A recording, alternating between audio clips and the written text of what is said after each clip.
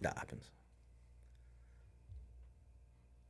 There we go. All right. Now we're live on YouTube. All right. Got the YouTube going here. Hey, what's up, Ken Berry. Ken? What's up, Brian? Mr. Dyson. Went to Wild Wings with Mr. Berry the other night. You know, it's before we jump into the wintertime thing and we have Mr. Dyson's attention, I need to get him and Tom on here and have a little talk. Oh, we got Riverboat Rob. Because them boys have been killing it. Yeah, they're actually, believe in December they're going down to the. I think they're leaving this week. Is it this week? Yeah. Headed down to the what is it? The chain or Harris Chain. Harris Chains. Yeah. Down in Florida. So they're What's up, Phoebes? So they qualify. So Brian Dyson, Tom Bavaro, Gunpowder Hammers, qualified for the Bassmaster Team Championship on the Harris Chain. So they qualified through the Chester County. Oh, they're just having one right now. Speak, man. Good luck, fellas. Absolutely good luck. Stoked for you guys. So they have they have an opportunity to qualify for the Bassmaster Classic. How that works is they'll fish as a team for 2 days, and then on the last day, the top 5 teams or top 10 teams will then separate, and then they all fish against each other, and then the winner goes to the Bassmaster Classic. Nice shit. So it's pretty cool. That is pretty cool. What an That's an awesome opportunity, and an opportunity that was hard work for. Yeah, absolutely. Hard work for. They dominated the Chester counties this year, which is not an easy thing to do. You fish you fish against a lot of hammers there. I fished them this year as well. I did not do as well. But to tell you how tough it is, in those tournaments, I fished with Nate Brown, and we averaged like our 4 tournaments. Well, we'll say 3 out of our 4 tournaments, we had around 19 pounds. 19? Yeah. For 3 out of 4 tournaments. Yeah, we finished as a 6th team. Mm-hmm. We were 6th place as a team for the year. I mean, that's you absolutely have to catch them. Mm-hmm. One of them was a sub. JT Lang fished with Nate because I couldn't make the tournament. They had just over 19. 2 of the tournaments, me and Nate had just under 19. And then the first tournament, we struggled a little bit. We only had 3 fish, but we ended up in 6th place. Now, where's the series follow, like the Chester County series? They're all out of the Northeast. It's all out of Northeast. So it's all Upper Bay. It's all Upper Bay fishing. Okay, gotcha. So it's a pretty good series. It's a big field. It's on the Upper Bay, probably the biggest tournaments that are on the Upper Bay that are regular. Mm-hmm. Outside of like the BFLs and stuff, they come. They're generally 100 boat tournaments. What's up, Miles? What's up, Miles? So you're looking at 100 boat tournaments. Going into they have 5 tournaments. You can drop one. Going into the last tournament, Brian and Tom couldn't be caught. Like, they had it locked up. I think their worst finish in the first 4 tournaments was like 6th or something. They won 2 of them. I think they won 2. They won like 1, 2. Had a 2nd and like a 6th, which is incredible. I mean, that's just absolutely fantastic. So Tom also qualified for the TBF National Championship. Which is it's going to be on Lake Sam Rayburn in Texas, and he's got a pretty awesome travel partner for that one. You said Tom? Yeah, Tom did. Yeah, because I also qualified for that. So nice. I actually qualified as a rider. So Tom qualified as a boater. You going I qualified down? as a rider. Oh yeah. Yeah. Yeah, that's in end of March. So we'll be heading down. Me and Tom will be heading down to Texas for that at the end of March. Awesome. Hopefully get on some of them big Sam Rayburn fish. They should be the PBs are down there, dude. And they should be in like full on spawn mode. Yeah. Which sucks for me as a rider, but dude, the opportunity is always there. The nice thing is I have fished it before, so I do know a little bit about one area of the lake. That lake is gigantic. It is. So that lake is like the size of the Chesapeake Bay. Jeez. Yeah. I mean, it's like 90 miles. It's like 90 miles long. Yeah, it's just an absolute. You're gonna huge need a lake. fast boat. It's a huge lake. There's a ton of big fish in it. Caught them pretty good there. One day that I fished it, had a pretty good day. Now is it a lot of deep stuff or A lot of offshore stuff. Yeah. That time of year, it's going to be, they're either going to be full on spawning or they're going to be just post spawn. I know when I was down there in early March, I was down there like March 2nd last year. They were just getting ready to spawn. So I think our tournament's on is the 30th of March or something like that. So it may be, that depending on the weather, that spawn might be over. So who knows? They could, and if it's over, it's, if the spawn's over, then it's going to be an offshore deal. it seems like it's kind of you're on like a borderline time that you're going down there. You're gonna have to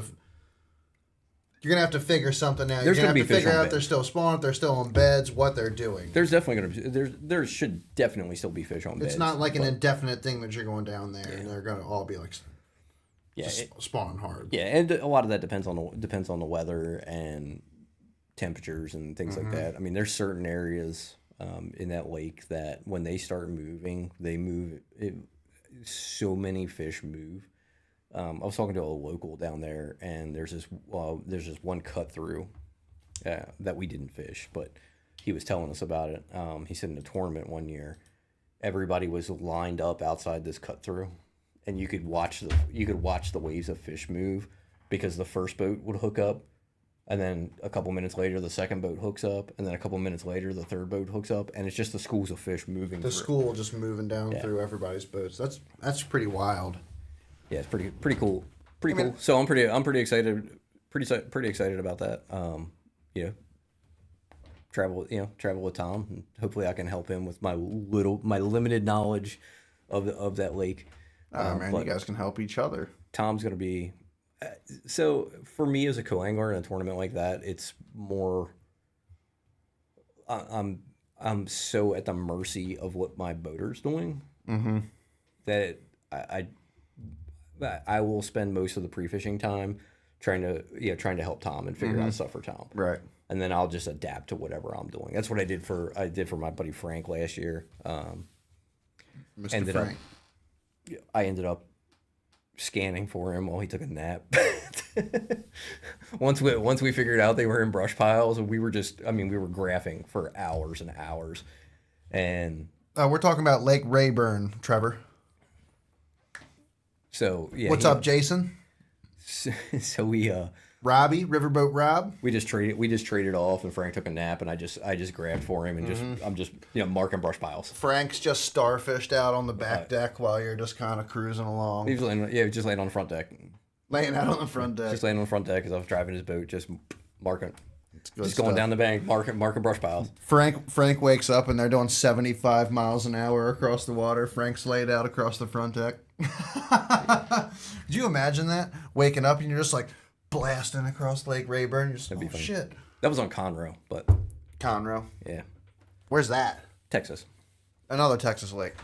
Yeah, we fished Conroe while we were down there. Or I'm sorry, we fished Sam Rayburn while we were down there because for the first 2 days that we were in Texas, Conroe was off limits for the tournament. Mm-hmm. So we figured, well, hell, we're down here. Might as well fish the best bass lake in the country. And Yeah, it absolutely. sucked. This cold front came in, and dude, it was like 35 degrees and pouring down rain for 2 days. It was the most miserable fishing I've ever had in my life. Man, every time I hear stories about like Rayburn or like Lake Fork, stuff like that, like you go down there, like they're the best big fish, like big bass fisheries like in the country. But like, dude, it's not like you're going to go down there and just hammer fish. Just because it's a big bass fishery does not mean that you're just going to go down there and hammer fish. So we went. It's hard to do. Well, you get the right- from what I've never been there. You so. get the right conditions. You pay attention to where you're going. Like we went back. So neither one of us qualified for the last day. So we just decided at like 7 o'clock in the morning when we were supposed to be driving home. I'm like, well, hell, we got an extra day. Let's stop at Rayburn on the way back, and we just absolutely clobbered them. I mean, it was just insane how many fish we caught. Yeah. Yeah, and we didn't catch any giant. I lost a giant on a jerkbait, but we caught like 32.5 to 3-pounders. Mm-hmm. It was freaking awesome. Yeah, Something sounds echoey still. It's not too bad. Yeah, whatever. So, anyway, so congratulations to Tom and Brian for making the team championship. We wish them the best of luck down there. Hope they do well. Hope they get some. Absolutely. Hope they get on some of them Florida Giants. Enjoy the experience. Yeah. Enjoy the experience. Enjoy fishing Florida. Enjoy fishing Florida. No matter what, you guys killed it. You made it down there. Enjoy fishing Florida. And be safe fishing Florida, too, Heck yeah. Make the classic, man. Fuck yeah. So I don't know if it was last year. I would say if they made the classic, I would go. Oh, snap. Trev, you running a Ranger boat too? Just refresh my mind. I think so, if I remember right. Yeah. Yeah, the classic this year is on Grand Lake in Oklahoma, and that's a long drive. It's like a 19-hour drive. God damn. Nah. Rayburn's gonna be bad enough. That's like 21 hours. 17, oh, he's got the show on that 1980. Man, from everything I read, you're not going to do any damage by flattening the welds on that thing. And you're out of warranty, so you might as well do it. Yeah, why not? Do it. Do it. Then let me know what happens, because I don't want to grind the welds down on mine because I have a 24 haul.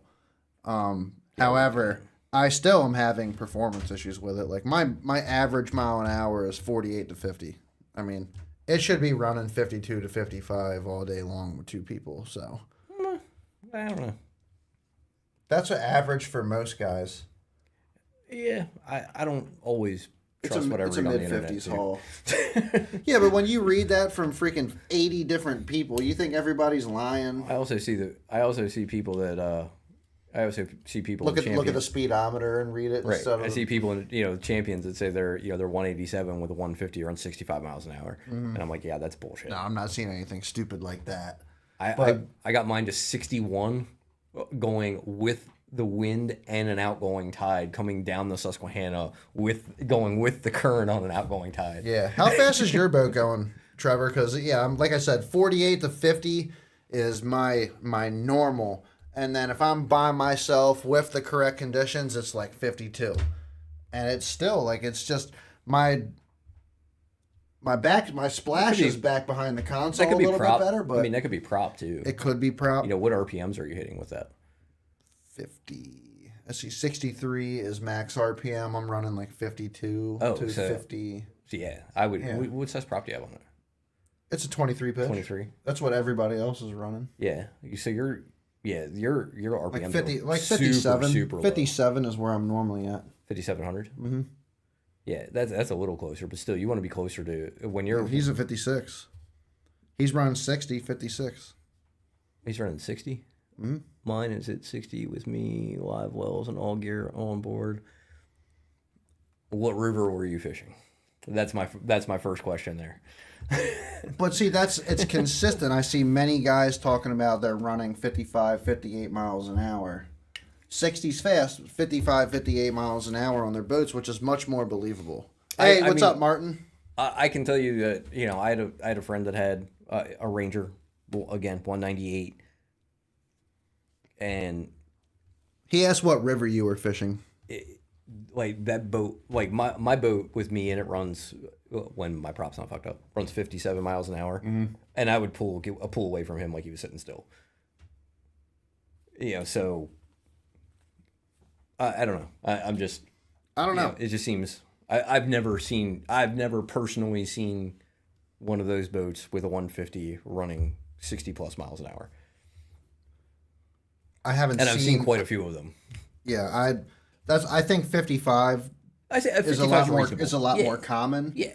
But that's what I'm saying. At 48, I feel like I'm still missing something. So yeah, Yep, no, with the you- 23 pitch Tempest, exact same prop that I'm running. Yeah, I don't think you're definitely. I feel like you're definitely missing. There's something going on there. I mean, but you're running the right RPM. It could be a weighting issue. Could be. You know, Try to move some stuff more to the back of the Trevor, boat. what kind However, of it's- Trevor, what kind of trolling motor do you have? Yeah, them Alltrexes. When you get into the low ranch Ghost, the Alltrex, They're those heavy they're trolling heavy, motors. man. They're Yeah. 150 pounds. No. Trolling motor. 120 105 for the Alltrex? I thought they were 120. for a 112. That's a 112. That might have been the 52 whole inch. package deal with like the box and everything. Maybe though. they Yeah. might do shipping weight. Might Yeah, be the that, shipping weight They might weigh have been they weigh 120. 100. They weigh 105 pounds. That's still 105 pounds just right on the tip of the nose of your boat. That's why Frank just bought a power pole move. Because And it dropped what? dropped 50 pounds. 50 pounds. Yeah, Wow. the power pole move only weighs 55 pounds. That's insane. Yeah, so that 24 volt max that could be that's one of the reasons that his boat's running a lot faster than yours because that 24 volt maximum weighs about 40 pounds less than that Ultrex. Right. You get more bow lift out of that. That- I mean, that's gonna help it's a a lot. big weight difference. It is a big weight difference when And you're it's- talking about. Yeah, and it's right on the nose of the boat. Right, it's right it's on gonna the have nose of the it's gonna boat. make that's gonna make a big difference. That power pole move is freaking stupid. That being said, I still think taking some of the weld down on the back of my boat would give me less drag and probably get me where I want to be. Oh, I'm not. Yeah, it would help. Ranger recognizes it, but you got to freaking argue with them first before you freaking touching that thing with a grinder, or else you're just an idiot. If you're still under warranty. Yeah, again, he's storing gear in the back compartment with the battery stuff. Right, Yeah, so yeah. yeah, absolutely. Put That's put what as much weight in the back I as you don't can. have that. I should take some of my stuff and move it more towards the back. So that power pole move. Mm-hmm. Dude, I think this is stupid. have you been out? Yeah. You've been out with it. Yeah, It's great. Stupid. It's nice. It moves Frank giant 21-foot Charger 4 miles an hour. It will throw you off the boat if you Yeah. have it turned sideways. So Frank's pretty pumped on it. He is. He's having some minor setup issues on it. Like we had an issue with it coming on when we first got out. Like it didn't sync right Sync to the graphs and all that to good the stuff. to the pedal. So Okay. because it's wireless. It's a wireless pedal. Yeah, so it didn't sync right to so had to turn the power off completely, like back at the batteries and turn it back on, and it came right back on. Then it worked fine. Then he smoked a log going across the Days Cove flat, and we stopped and go to put we were going to put the trolling motor down because we stopped like in the mud, and it wouldn't come on at all. So he still hasn't figured out what's going on with that. But I think it's just something simple. Right now it's still not running. Yeah, he hasn't looked at it. So Could be a fuse, anything like stupid. I think because it was working fine, and then up until the point where we hit that log. So I'm wondering if it didn't knock something loose. Yeah. I mean, we hit it pretty. I Maybe, mean, we yeah. weren't going fast. We were doing 28 miles an hour, but I mean, That's we enough. hit it solid. Yeah. I mean, yeah, he has no skeg. Yeah. Skeg is gone. Yeah. I got two power poles on the back of mine too, Trev. So I don't know what it is. Yeah, we'll get it figured out. I have a feeling a lot of it's a weighting issue. Man, I love how the boat fishes. It fishes great. Have you tried running it with your live wells full? Yes. Did that help? Not really. No. Not Or say really. just thinking I'm telling you right now, like- even I've taken out me, Steve, and Phoebe on it, and had Phoebe sitting on the center console next to us. Same exact speed. So yeah, well, that can have to do with the balance point on the boat too. So you have to find where the balance point is. So if your balance point is like right on your seats, if it's right at your seat line, if you add adding another person in there will make almost no difference because they're right on that balance point. But if you add weight to the back, like Tyler said, storing a lot of your stuff in the back compartments. That can make an even bigger difference because it's the farther back you add that weight, the more it's going to lift the bow of the boat up. But we'll get it figured out. It'll take some time. Yeah, I mean that's the thing. Like, I mean, I'll tell you that it took me. Lowering the engine helped a lot. It probably took me a good, like a solid 6 months. Probably a solid 6 months to get my boat like dialed in. Whether I get the boat running 55 miles an hour or not, at least I'm not getting wet anymore. Like going out in the wind and just getting blasted no matter what you do by the spray was just the worst experience of my life. Like, dude, I would come out of the channel and just be coming into the wind and like turn to go across the flat, and the wind would just take the spray and just whip it right into my face. If I had glasses on or anything, you couldn't see where you're going at all. It was like just driving the boat blind across the mud flat with grenades everywhere. Wait till you get on the upper bay and start fishing that. Oh God, dude. It was just terrible. But like, that is normal. I understand that getting a little wet sometimes is normal, but when I'm out there on you were getting it when blasted, it wasn't, I'm soaked. And it wasn't soaked. like it was rough. Like you go out like choppy. You go out in the wintertime and you do that, you have hypothermia before you're even going fishing. That's why you wear rain gear. It's not even worth it. So, yeah, and that to your point, I mean, it's a 6-inch Atlas, so it's like you were getting soaked. You were getting soaked when it wasn't even rough. Like it was just choppy. Yeah, it was just choppy. Like I get, like that last club tournament that I fished a couple weeks ago. Like I got wet. Like I took like 2 waves over the side of the boat. See, but that's nothing. Like, it was rough. I'm not even. That's the difference, though. I'm not even going out and fishing in that. I'm not even going out and fishing in that. Where you're going to go out and fish in that. I mean, it wasn't that bad. It was just the direction that the wind was blowing. So like I had to quarter. Like I was going more setback. It was blowing straight down the river, and I had to go from the Cecil County side. I was coming from the northeast. And, until I got to the mouth of the river, it was fine. It was just that, like, quarter-mile stretch from the mouth of the river to Tidings. So it's not like it was, like, I had to run, like, for 30 minutes in super rough water. It was just like, it's, there's, like, foot and a half, 2-footers, through here. And it was the angle, because I'm running toward Tidings this way, and the wind's blowing, like, right against the side. So it was just, it would hit the side of my boat. You just see a wave just go. You ever jump your boat? I have had my boat out of water before, yeah.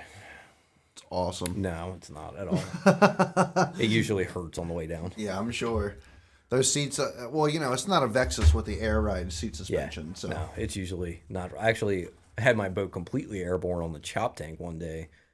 I was running up the chop tank. I was with my buddy Mike Powers. And we were practicing for a tournament, and there's a sharp bend like this in the chop tank, and we're running up the right bank, and this striper boat like cuts the point, like coming around this turn, and like I had nowhere to go but directly into his wake, and we hit this wake, and just the boat just went boom, like just straight down. It hurt so fucking bad.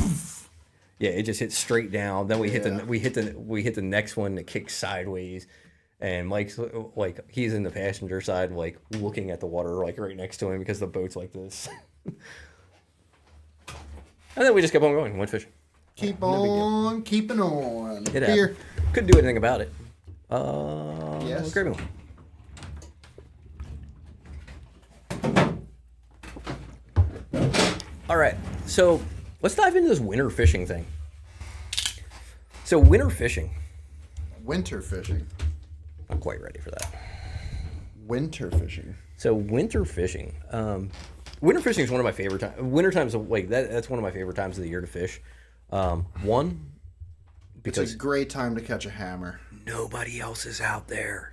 No one. That's my favorite part of it. Like you're just out there by yourself. You're not. You don't hear, other boats running by.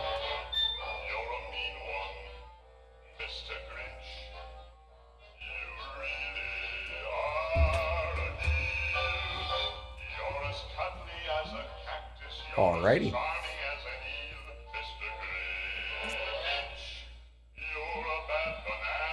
It's the greasy black peel. I think my beer cracking set that off. That's funny. So, there's nobody else out there. It's just it's quiet, it's peaceful. You get that, especially if you go out there on like a night, like one of those like super calm winter days. That how like the wintertime you just get like it's so much quieter for some reason. And eerie. It's like eerily quiet, eerily silent. And I just love being out there in that. You said, other than the numb fingers, it's really not that bad. And that's a couple hand warmers, you're good to go. It's only like what's it? Let me rein in my wintertime fishing. Unless I'm on Lake Anna, like if I'm going out on the Upper Bay, the high temperature has to be in the 40s. As long as it touches the 40s, like 41, 42, right. I'm going fishing. I'll be out there. If it gets down in the 30s, the wind better not be blowing. Like it better be slick calm out there. Yeah. Once that goes. Blades on dragging the bottom with plastic. I'm trying to understand what that means. Please rephrase, Rob. Paul batters on dragging the bottom with plastic. We'll get there. Are you Paulie Blades? We'll get there. No, never been called that before in my life. So, wintertime fishing is the other reason that I like it is it's as far as bait selection goes, it's stupidly simple.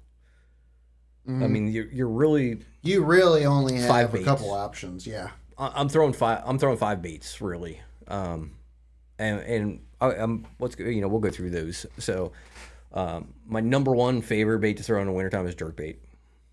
I love throwing a jerk bait. It's just just something that I really enjoy doing. So that's my number one bait in the wintertime. Number 2 is probably a blade bait.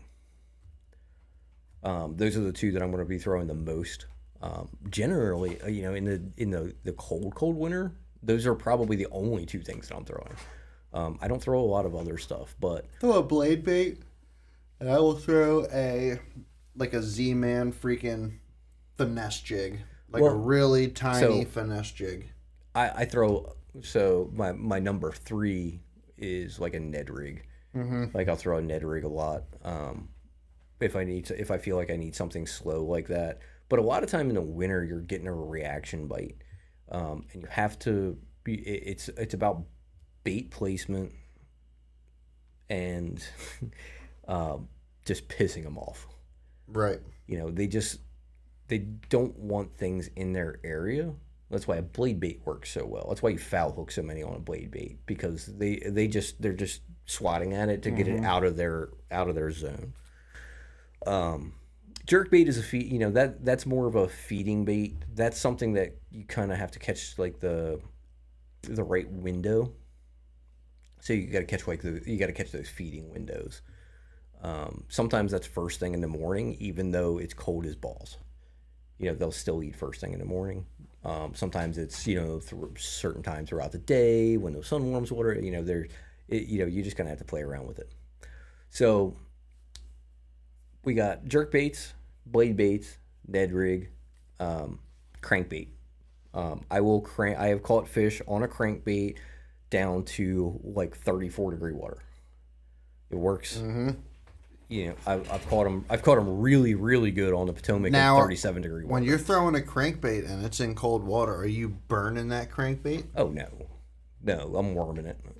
So you're just worming it on the bottom. So what I mean by that is you're just think about like fishing like a Texas rig worm, like you're just dragging it along the bottom. You want your crankbait to do the same thing. So I'm going to throw a crankbait that dives about 2 feet deeper than the water that I'm fishing. Mm-hmm. So if it's 10 feet, I want a bait that dives to 12, because I want it to get down there and stay down there on a very slow retrieve. Yes. So I'm just kind of bouncing it off the bottom. Take notes on that. That's a good note to take right there. If you're winter fishing and you want to maintain that bottom contact, you have to be on the bottom. Fish a bait that fishes deeper than what you would normally throw in the summertime, because you want to maintain maximum amount of contact at your slowest reel.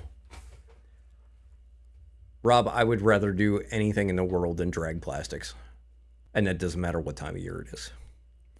I really don't throw plastics in the wintertime. I'll throw like a Ned rig, but I'm very specific about the types of plastics, and I'm not going to go into a lot of detail that, but it's very particular what types of plastics that I throw. I throw anything that, well, not anything, but anything that is very subtle. I don't throw much that has movement with current or anything like that. Just subtle baits. Yep. So my fourth bait for the wintertime is a jig. And generally in the wintertime, I'm going to downsize, like you said, downsize your They're jig. very small.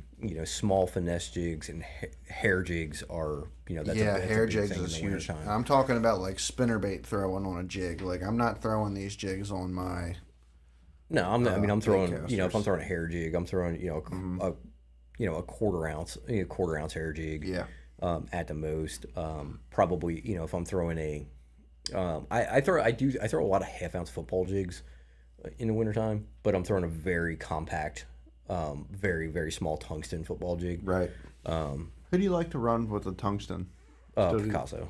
Those Picassos? those are my favorite. The Kitex are pretty good too. I really like my Beast Coast jigs. The Beast Coast tungsten jigs have been good for me. Yeah, so I like the Kitech and the Kiatech makes a sweet little jig. yeah. Well, and it's because I like them because the hook is so small and it's such a small profile. Nice thin the wire the hook. Picasso is very similar to, and they're just very very very good compact jigs. And then the last thing that I'm gonna be throwing in the wintertime is just a small swim bait. But just like we were talking with crankbaits, it's very Mm-hmm. very important when you're fishing in the wintertime to maintain bottom contact. So I'm throwing a ball head swim jig, or swim bait. A ball head swim bait.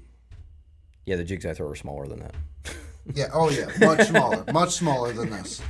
This is just your normal missile baits flipping jig right yonder. But I will throw that in the wintertime too. If I'm fishing docks, I'll still throw like a traditional style jig like that sometimes. I can't remember exactly what it is, but it's the one that I have. A couple of it's the Z-Man like mushroom head. Or, Oh yeah, you have that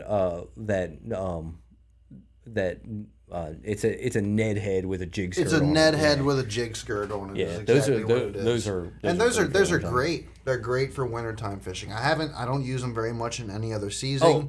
But I mean they're good, but I bust them out quite a lot. Rob, I don't get me wrong. Dragging the bottom can be good. I just don't like doing it. I think in the wintertime dragging the bottom can be key. They're all sitting down on the bottom. Yeah, Your no, for warmest sure. it's like one of the weirdest things because normally just the way of the world, heat rises. You would think that you're, hot at the top, cold at the Well- bottom, but when you get ice on the top, it's cold at the top and then your warmer water is always down on the bottom. Well, yeah, because you got ice cubes in the water. like heat rises as a gas. Right. Water's not a gas, so But even during your summertime, your cooler water temperatures are at the bottom. Your hotter water temperatures think of are at your it. surface. Think of it more this way, though. It's the And then you even have flip over. the bottom is a more stable water temperature throughout the year Yes. because your surface water is more dependent on the air temperature. On the weather. Yes. And as the air temperature cools, it cools that first layer of water, which then slowly cools down through the water column. Mm-hmm. Same thing with the summertime. It heats up, it heats at the top of the water column, and it's slowly gonna, heat through the water column. I don't throw a HUD, really, Rob. I know people who have caught them around here on the smaller HUDs, but They're like the grass minnows and stuff. no, the smaller like big HUD, not like 6 small. inch. Yeah, 6 inch yeah, HUDs. yeah. I can't Yeah. remember the size. Not like just not like the 8 inch. Yeah. but like the 6 inch HUDs. That little yellow Yep. perch right there. Yep, that size. That's the I know people. I know people who have caught them on those in the wintertime, but I am not. I downsize a lot in the wintertime. So Because for the most part, you know, like if you're throwing this, you are hunting one big fish in the wintertime. You're not going to get a lot of bites on this because most fish are not going to eat a bait this big in the wintertime because it's too hard. It requires too much metabolism for them to digest. So they burn more energy digesting a big bait like this than they're gaining from it. See, because their metabolism is so low. But the thing, you have to look at the different factors of this too. There's also a lot more caloric intake in this bait for them than there is for them to possibly chase and consume 10 or 15 smaller bait fish. So, but the caloric intake isn't as important because their metabolism is so low that they don't require a huge amount of caloric intake. Does that make sense? That does make sense. Their metabolism slowing down so much in the wintertime that they're not looking for a big meal because they can go, you know, they can eat a 3-inch shad and they're good for the day. Like that, like, because they're like you know, like we were just talking about, they're just sitting on the bottom. They're not roaming around, they're not swimming around. They're just sitting on the bottom. They're just chilling, they're not moving around. So that is the 6-inch Huddleston and yellow perch right there. I want you to take notice, this is a boot tail. This is a boot tail. I always wonder why they called it a boot tail because it doesn't look anything like a boot. And does not look anything. And a paddle tail does look like a boot. Or a boot tail or a wedge tail. It looks a lot more like a wedge tail. Yeah, but they call it a boot tail. It is not a paddle tail, but they call it a boot tail. But they call that a boot tail, and they call a paddle tail when a paddle tail looks more like a boot than that does. And personally, as somebody who throws swim baits quite often, I throw swim baits probably more than any other bait.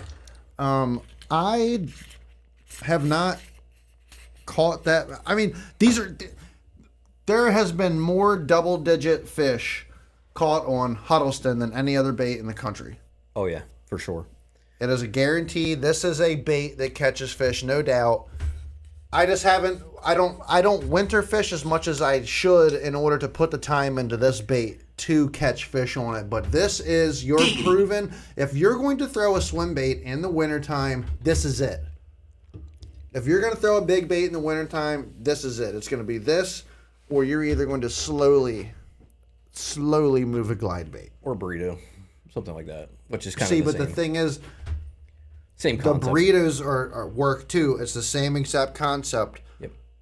The tail and the body make a big difference because you want that very subtle. This tail barely moves. Yep. This body barely moves. When you go to, say, a mag draft freestyle, you have a lot more tail kick and you have a lot more body wobble. I caught mine on my mag draft fish on Friday on the harnessed mag draft, the treble hook mag draft. Oh yeah, nice. Yeah, I was chucking that around on some offshore rock in the forbidden zone. So that was the key with the Huddleston. Was limited body movement. Everything's small amount of tail thump, and that's what those fish are looking for. You can't have something that is just moving at 1,000,000 miles an hour in the wintertime. So something subtle, something that stays upright, hugs the bottom of the lake and just stays up there and just barely moves across that surface. And again, remember with this, you're looking like that is you may go out 5 trips and not get a bite on that. Oh yeah, absolutely. 10 trips even. But if you get a bite on it, it's going to be the one. It's going to be a big one. It's going to be a good one. It'll make your day worth being out there. So I just want to respond to a couple of things in the chat. Jason, yeah, I agree. They like smaller meals in the really cold water. Yes, Rob, everything in the wintertime is a bottom bait. Except for jerk bait, obviously those suspend above the bottom. And you're getting fish that are feeding coming up to them, but you still want to relate it to the depth of fish that are holding, because not all fish in the wintertime hold directly on the bottom. Some of them will suspend if it's out of the current. Yeah, but they're suspending 2-3 feet off the bottom. They're not far. Yeah, they're always going to be close to the bottom. So even with a jerk bait, you want to get it as close. Jerk baiting is more about getting it to the level of the fish or around that. And then Rob mentioned A-rig. I throw A-rig a lot in the fall, in the late fall, In the wintertime, I've never really had any success with it. In like when you get into like actual winter, um, that's more of a like a late fall, early winter when they're still in that feeding mode. For me, um, I haven't I haven't fished it a whole lot like on the Upper Bay. Ooh, yes, I like those, the weedless one. A friend of mine loves those. That's the 68. Yeah, he likes he has they have the smaller one too that he likes. The 68 is. I'll let you finish what you're saying, nice. but that's one of the great winter baits. So, Right there. you know, A rig, I do throw. I mean, I'm not gonna say I don't throw the A rig in the wintertime, because I do in certain places, certain areas like on the Upper Bay. Like I just don't have a lot of confidence in it, and the water's not really deep enough. In most of the places that I'm fishing, a lot of my wintertime fish that I'm catching on the Upper Bay are still in 4 feet of water. They're not deep. I'm catching them pretty freaking shallow. 4 foot to. I mean, I've caught them in a foot of water in the middle of winter. And so you don't always have to go off what the magazine says about fish. Like they don't always go down. You just move. Everything doesn't just move out deep. A lot of fish around here, especially around here. There's a lot of fish that'll stay very shallow around Yeah. here, and a lot of and the then- fish that I do catch Now keep that in back mind where I too. do That catch is them, a they're 3 feet, 4 feet. that is a very area specific bite too. That is not common throughout the country. That is very, very specific to the Upper Bay, Potomac, Mid Atlantic region. These shallower regions. It's weird that it doesn't it doesn't work on like lakes. Like you can't go silver buddy docks in lakes in the wintertime. Like No. it just doesn't work. No, they're going to be They- moved yeah, way out. They're going to be out. There is just limit. I feel like the reason for that around here is there's limited amounts of areas for them to go suspend and or Now dive super deep. I throw an A rig a lot on the Potomac in this time of year. You throw an A rig at this time of the year a lot. I'll throw an A rig up on Conowingo right now. I say water's too cold up there for me. They stop eating it.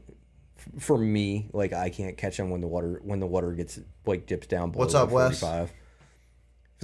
If the water's colder than 45, I can't get them to eat A rig down there. I got to drag stuff on the bottom.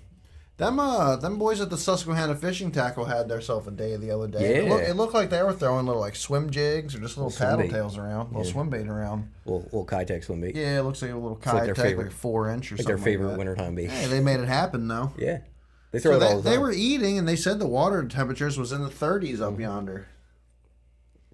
They are a lot of it.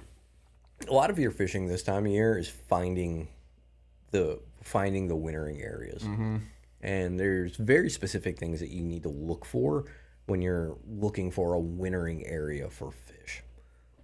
Wes knows all about the forbidden zone. He was in the forbidden zone when I caught a striper on Friday. He got it on video and sent it to me.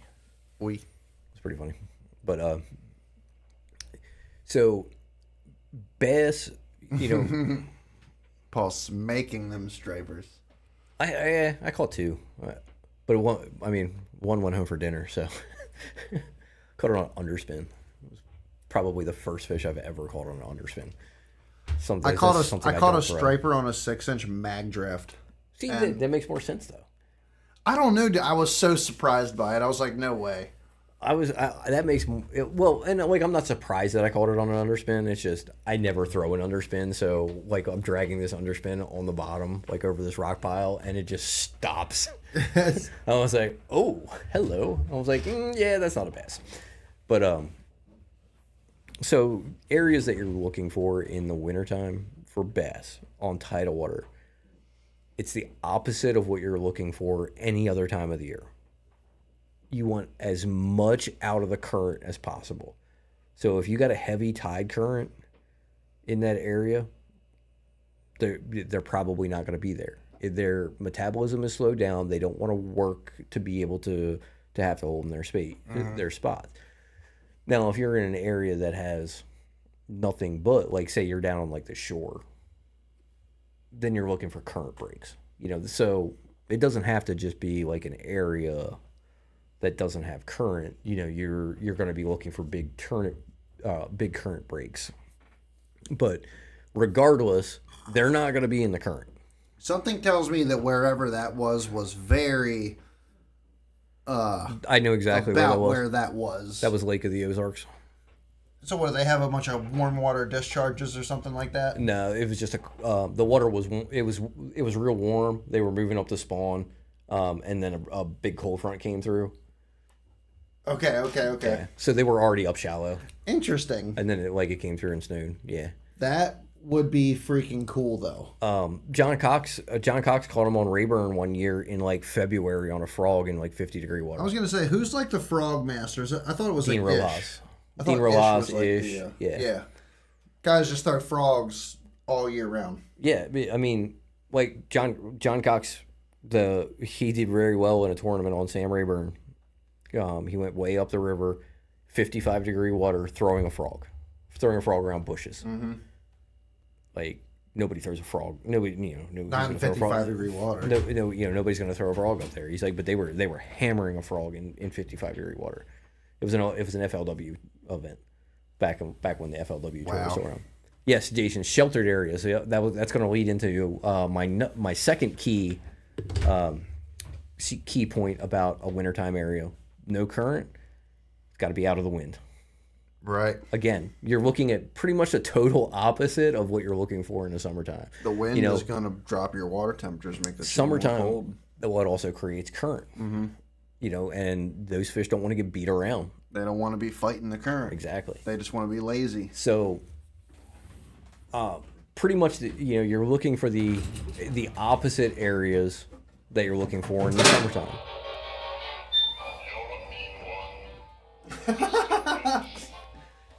So, can we turn that off? Thank you. That's gonna happen every time we get a beer. That's gonna play a lot. So, again, opposite of what you're looking for in, say, the summertime. Summertime, I'm looking for wind.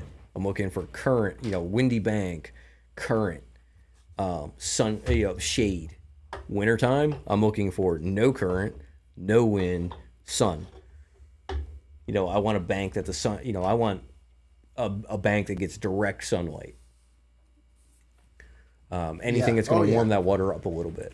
What do they normally say? Is it the northern banks get more sunlight. Banks get more sunlight?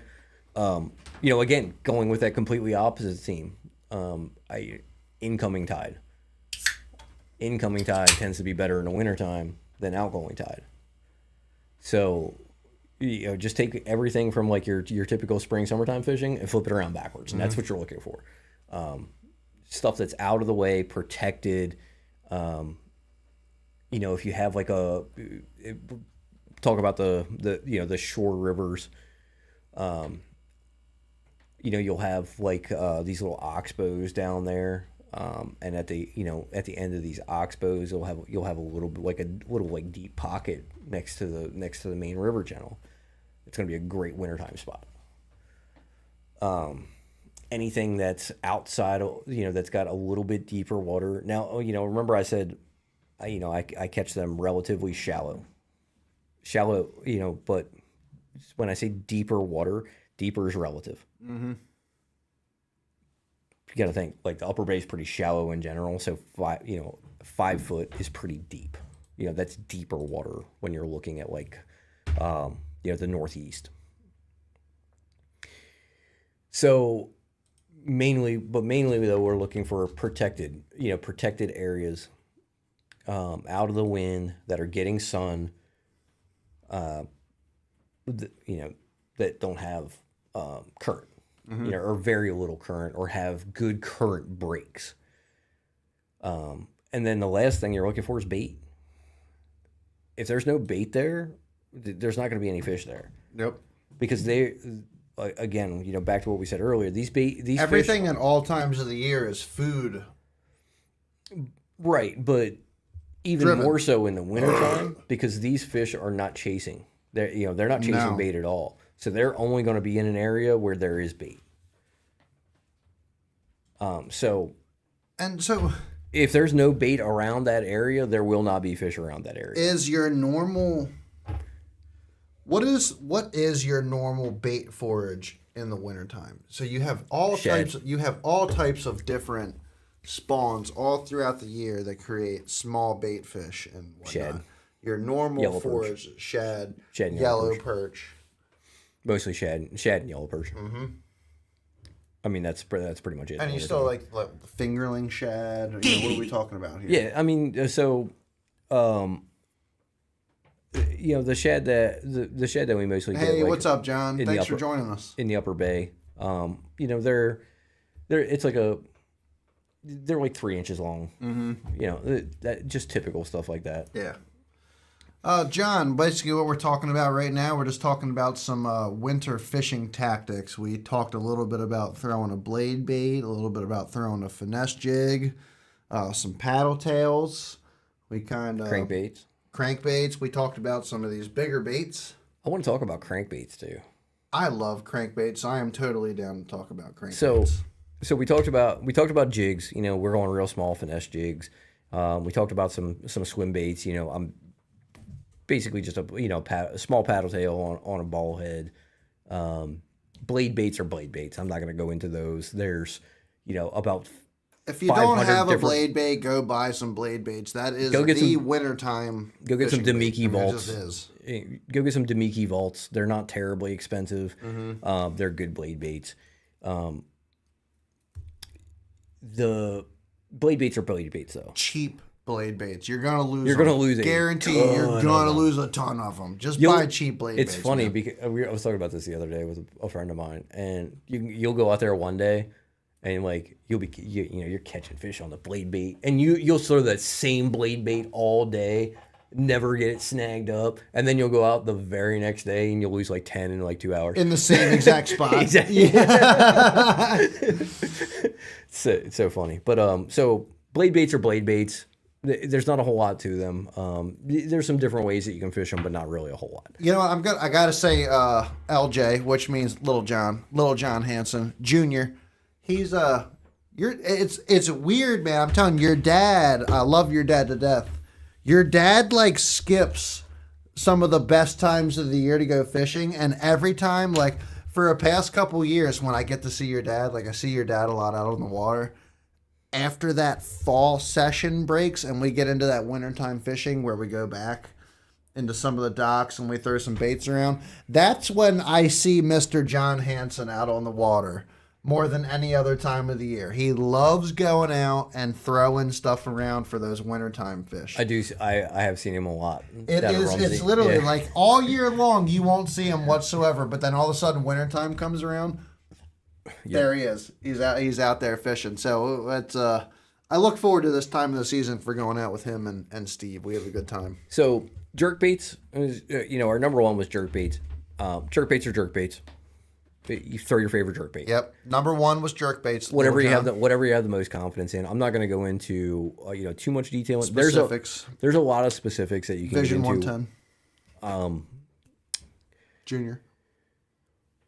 There are quite a few jerk baits that I like more in the wintertime for specific reasons that I'm not going to go into because I can't give you all my little secrets. I'll go into one reason that I think the Vision 110 Junior is slightly overrated.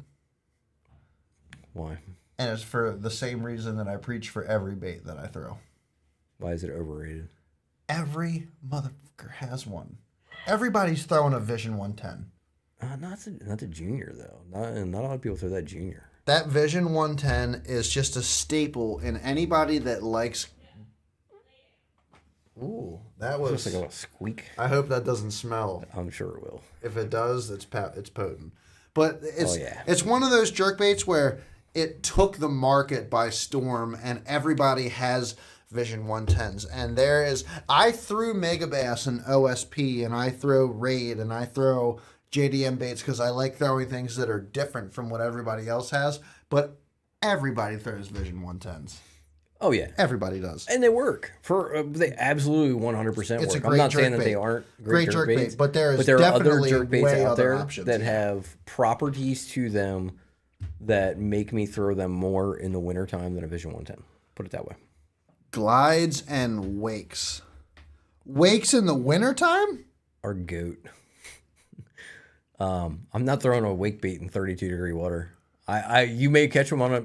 I'm not. I have definitely seen it. Oh, I have definitely seen some toads produced in the wintertime off of wake baits. Here? Not here. In 32-degree Not water? here. No. Because wintertime in Alabama and wintertime here are two totally different things. So I'm a big fan of the Sherpa gill. Oh yeah, yeah. Which yeah. is a great wake bait. And I have seen the fellow that makes them go out and throw that gill in 32-degree water and produce like sloths. Just freaking 8 and 9 pound hammers. And granted, He can have those. it's dude.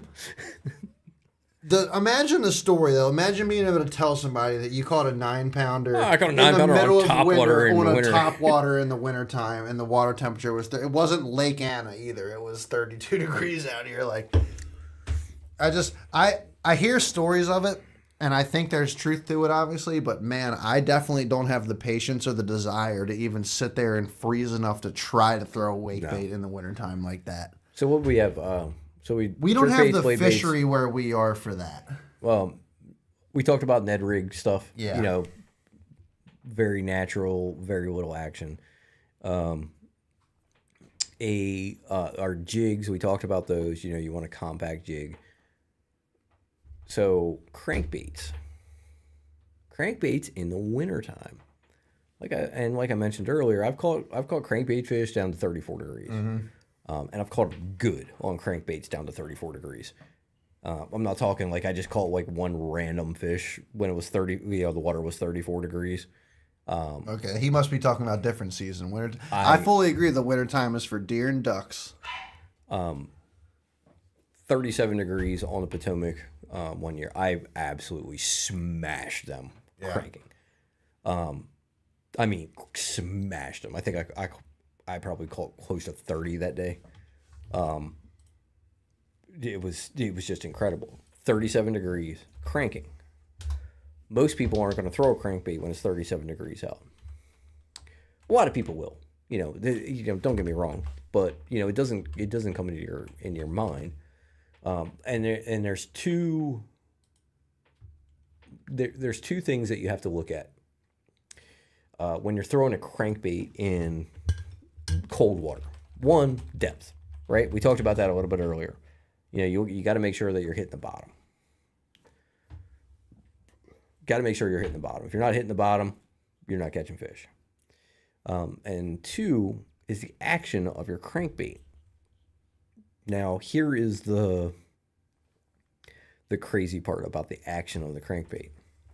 The two actions that I'm going to throw in the wintertime are polar opposites. Mm-hmm. So you have your balsa flat side, your subtle baits, very very subtle. Your shad wraps, best cold water crankbait ever made, bar none. The Rapala shad wrap has caught more wintertime bass than any other crankbait ever made. Because they sell so many more. No, yes, they are. No, they are the best. You can literally, if you look at any list that an angler makes of the best wintertime crankbaits, Rapala shad wrap 100% will always be on there. It's just the best winter. It is. I will never own one of those. And you don't have to. But it is the best winter. I know they're the best wintertime bait. I rarely throw them.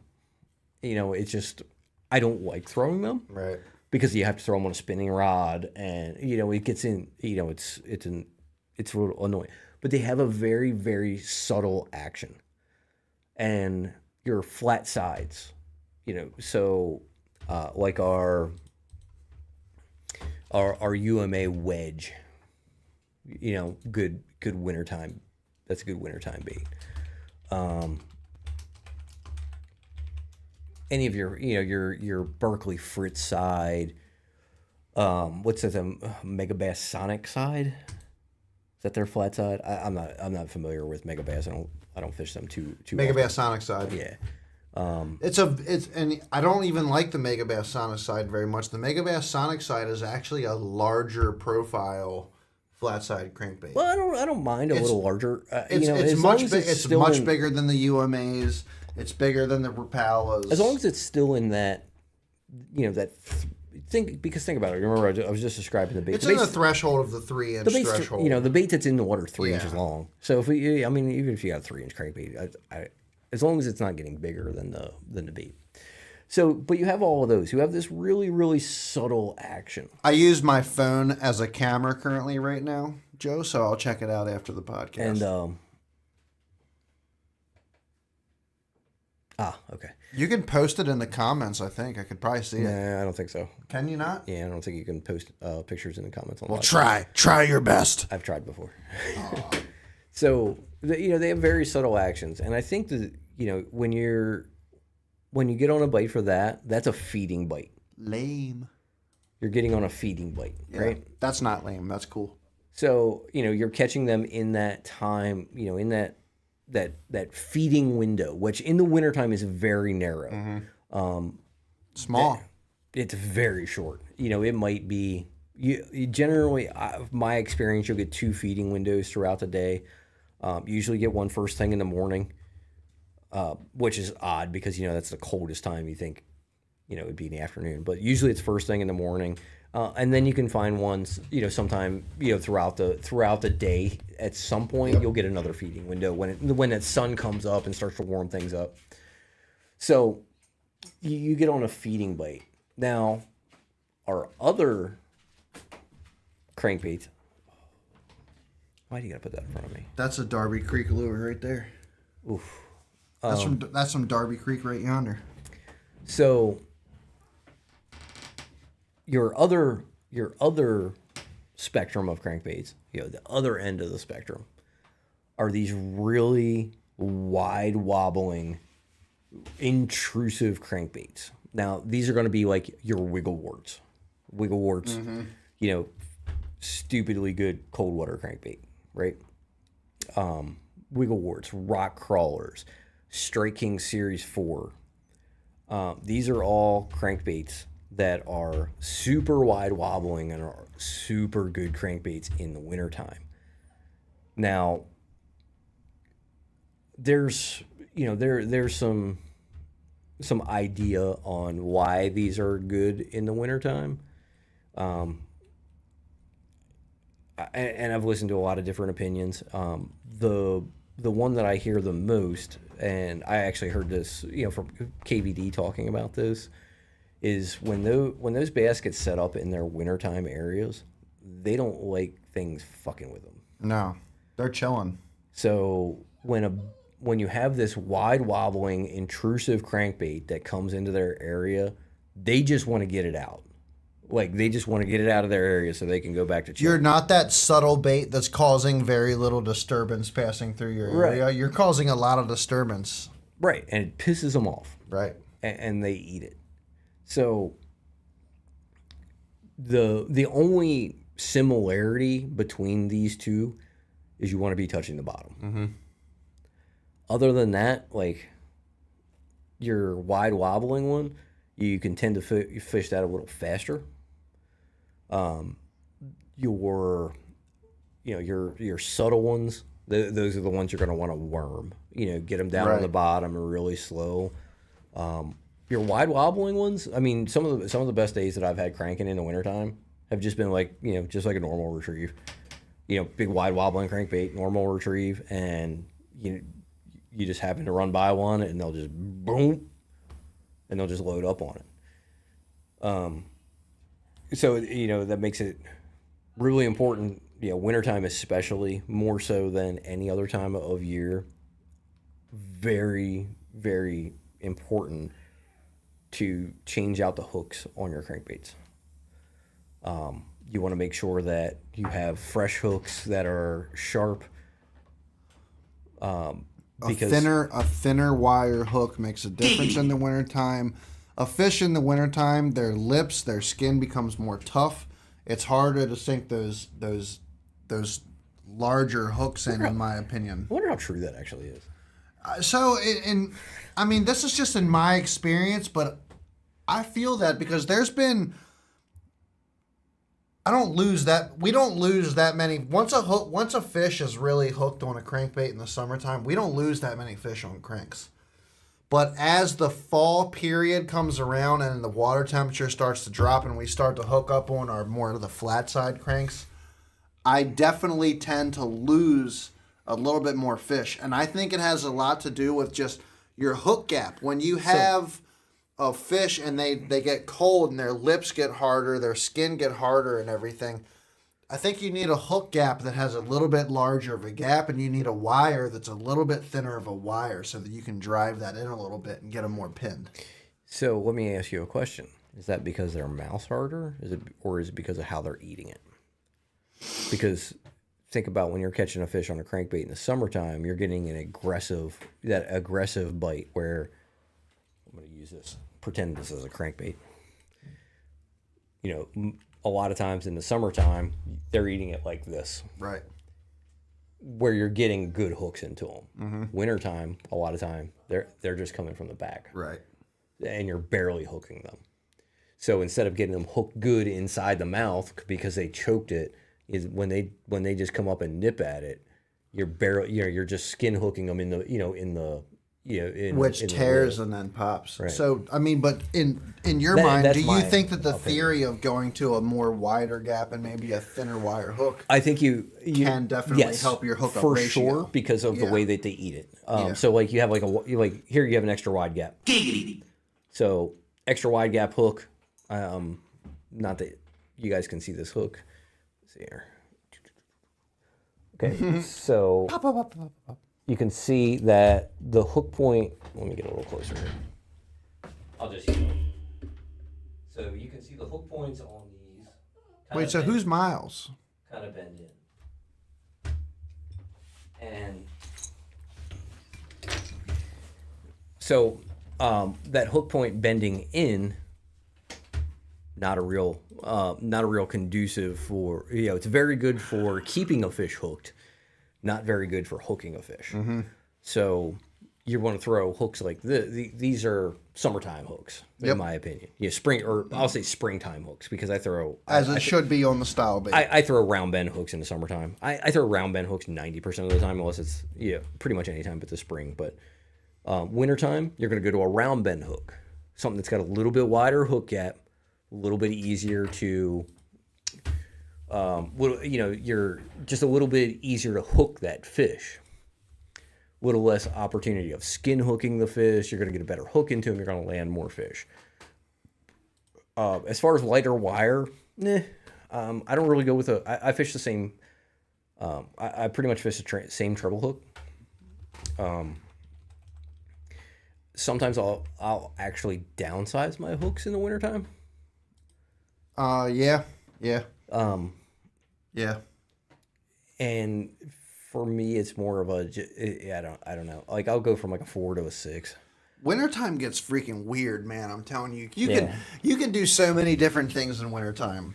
Yeah, I mean, I won't go like smaller than like a 6. Like, if it's say I'm throwing a square bill in the wintertime, like I'm always gonna throw a number 4 treble hook on it. Number 4, it's in fact, I'll tell you the exact hook that I throw.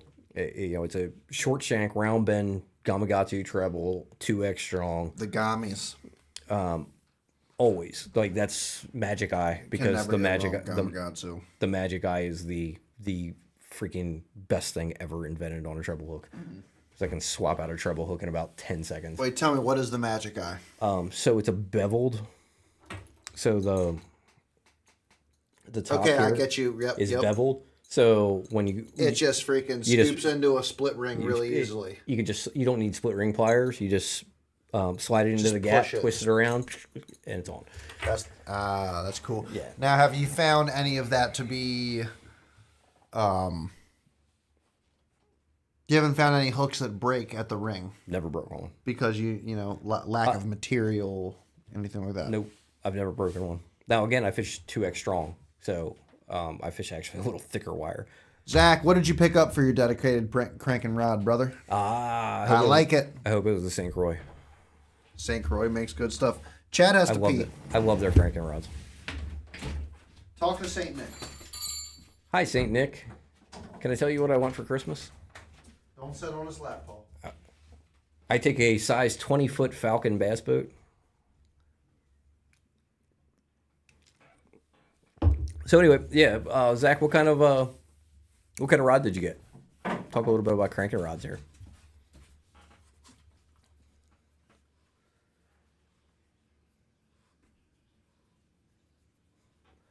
Oh, I got the old Dobbins, huh? All right. John, you can have my boat for $10,000. That is what it's for sale for. Okay, Dobbins are good rod. Nothing wrong with that. Is that the which series of Dobbins is that? Oh, there you go. Can't go wrong with the Tatula. We got a Dobbins with a Tatula. Dobbins rod. Dobbins Fury, Dobbins Champion. I don't know. I asked him. Oh, Champion. Ooh, Champion. Ooh, Champion. Nice. I like it. Yeah, those Dobbins Champions are nice rods. Great rod. That's a nice rod. Yeah, you're gonna love that rod. I will never dog on Dobbins rods. No, you really can't.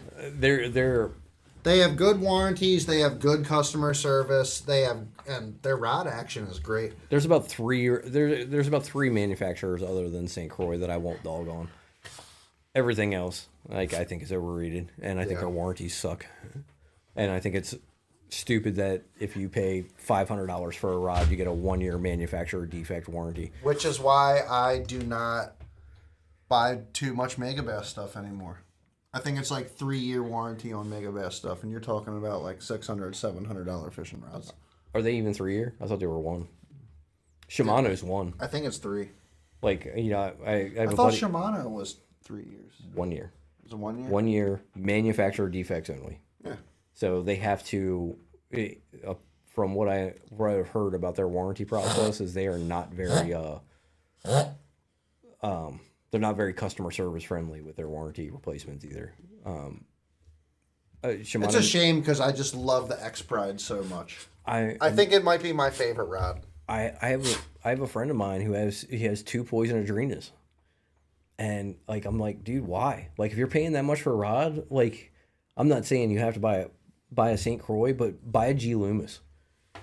You're paying the same price, and a G Loomis has a lifetime warranty, right? And it's probably a better rod. Let's be honest. Yeah, it's going to be really hard to beat Loomis. Funny story. But just about anything, I think, on the market. Shimano owns G Loomis. But so you're. I will not buy a rod that costs that much money that only has a 1-year warranty. See, why isn't Tony throwing more Dobbins if they're giving 30% off for military and first responders? I don't know. He should. Maybe somebody should tell him about that. We will inform Tony of this. We will be texting Tony because about Tony this right definitely away. needs We need to get rods. Tony into some better rods. I feel like Tony likes to fish with crappy rods just for the troll purpose. Just to do it. Just to troll us. Just to do it. Yeah. He does well. He's just trolling everyone. He does well, but you know what? At the same time, we can't say much because Tom Over does the same exact thing. And that that dude is a fucking hammer. Yeah, but he doesn't. He throws Ardent. He loves Ardent. Yeah, but he's also throwing their he's not throwing their low end stuff either. And he's throwing Ardent reels. He's throwing arc rods. Arc. Yeah, good rods. I mean, they're decent rods. They're not. Sounds like a Fitzgerald, something. Yeah, something like that. He's been throwing arc rods. He's throwing the Apex Grand reel, which is not a cheap. I mean, that's not a cheap reel. So I don't like Ardent. I don't think they're great. But who's busy building chicken coops? So the other what? I got chickens and nobody let me live it down. I'm gonna send Joe Mannion. I'm gonna show Joe Mannion some eggs just so he lets me live down the chickens. I want some eggs. I got eggs. You want some eggs? I'll give you some eggs for you leave. I always want eggs. I got a shitload of eggs. If you got extra eggs, I got always take eggs.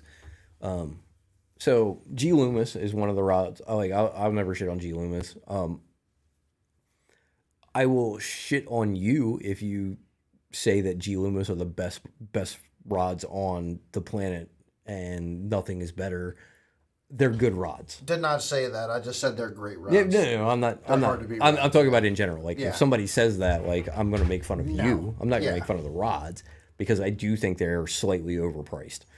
But you get a lifetime warranty, and that's the part I can't shit on, is they stand behind their product. Cashin rods, made in the U.S., great rods, made in North Carolina. Where was I going? Totally lost. Dobbins. Dobbins. So we got G Loomis, we got Cashin, we got Dobbins, and Cashin. then the other one. Is that the bait company? No, Cashin? no, No. they just make rods. And then the last one is totally slipping. I had another one. It's totally slipping my mind right now. I like POW rods. POW, that's it. I like POW rods because they're the POW Inferno. The POW Inferno is Great phenomenal. rod for the Great money. rod, dude. $150 rod. $150 phenomenal rod. And they even have another one that is like the next step up that isn't even that much more. The Endurance. Yeah. It's the POW Endurance. Dude, I ran a it's like POW 200. Inferno for years before I crushed it in the tailgate of my truck. Great rod. I honestly, the POW Infernos are phenomenal. I love them. There's two things that I like in rod companies.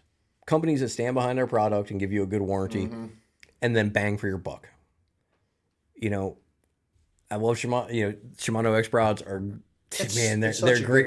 They're great rods, but as far as bang for your buck, like you're not getting a very good warranty. You step on it or And something. it's a good rod, but there are other rods. It's that are a just really good. It definitely fishes like a $400 rod at See, a Jason. $250 price point. It's a pretty good rod. Yeah. Like, but I wouldn't. I mean, I've used an X Bride. I have a friend of mine who loves Shimano. Like I said, he's got 2 Poison Adrenas. Yeah. He's got a bunch of X Brides. I've used his X Bride. I love the X Bride. It's a good rod, but I don't. Well, you're comparing it to St. Croix Champions or Extremes or whatever. I mean, I fish. You know. I fish Legend tournaments, which is the same price point, just about. Yeah. $300. You know, so right in the same price point. I like my Legend tournaments way better than They these probably fit. I mean, they don't fish the same, but I'm sure they fish. Well, I'm sure you can find similar. actions that are. I mean, you're going to find actions that are the same. Yeah. I just feel like I feel more sensitivity out of my Legend tournament than out of his X Bride. Mm-hmm. And Which at the has same a price much point, better warranty. and I get a 15-year warranty. Right. That, like, for any reason, if I slam it in my car door, I'm gonna pay. I'm gonna send St. Croix $50 for shipping, and they're gonna send me a new rod. Like, that's it. Like, I just gotta pay for shipping. No big deal. I take a couple of pictures, I send it to them, call them back. Within a couple of weeks, I got a brand new rod. Yep. So And you dealt with that I've done it- process a couple times this year, didn't you? I mean, I've done it like 3 times. This isn't to say anything bad about St. Croix, but you did break 2 St. Croix rods this year, didn't you? I did both, and 100% both of them my fault. And they warranted it. Yeah, I mean, one was a legit warranty claim. Was it my fault? Yes. Should that rod have broken? You set the hook on like a log or something. It broke. No, it was a fish, and I was fishing topwater. I had 40-pound. I was throwing 40-pound braid on a medium heavy rod, and I was jacking this fish to keep him out of this hydrilla. Like, Nate Brown says one of those fish were with me. Yes, that's the one I'm up, talking Nate? about. Man, we still gotta get old boy. We still gotta get old boy on this show. This is the exact one that I'm talking about. So I'm throwing topwater, a 40-pound braid worth. It's high tide, and I've got this fish over top the grass, and it's trying to dig into this hydrilla. So, like, again, 40-pound braid. Like, I just freaking leaned on this bitch. Forced it. And I snapped. And that was my fault. Should it have broke? Probably not. But I mean, you can ask Nate. I was leaning on that bitch. Just so everybody knows, we landed it. I just kept cranking. I like rod Just rod cranked it broke, in. and I Rod's just, like, hanging down there in the I'm just water. yeah, oh yeah. I just kept cranking. Yeah. Nate, I mean, we never let up on it. Nate Nate netted it, and we were good to go. And then the other one was a freak accident where I was fishing a tournament. My buddy went to So net. it was pushing 4 pounds. It was 4-pounder. Yeah, for sure. Oh, Oh. 4 pounds of shit. So I catch a fish. I call for the net. My buddy gets the net caught in the ends of my rods on the front deck. So I just boat flipped the fish. And while he was trying to get my net out of my rods, he kind of pulled the handle of the rod back behind him as I was walking by him with the fish, and the end of my rod caught the end of the net and just snapped it off. Like I was going like full speed back to the back of the boat, and he just like stuck the net in front of me, and it just caught the end of my rod, just snapped it off. Like I mean, I had all my weight on it, so that was again just not a defect. But I had to, I dealt with warranty. I paid $50. I actually that one I paid $140, and that was a Victory. I upgraded my Victory to a Legend tournament. Yes. So They gave you that option, which was so nice. and they cut the shipping, because normally it's $50 shipping. They cut that in half to $25, and then I just paid the difference in the price of the rods. So, I mean, that was pretty cool. I still need to buy another rod. Oh, I didn't tell you what happened in my last club tournament. No. What happened in your last club tournament?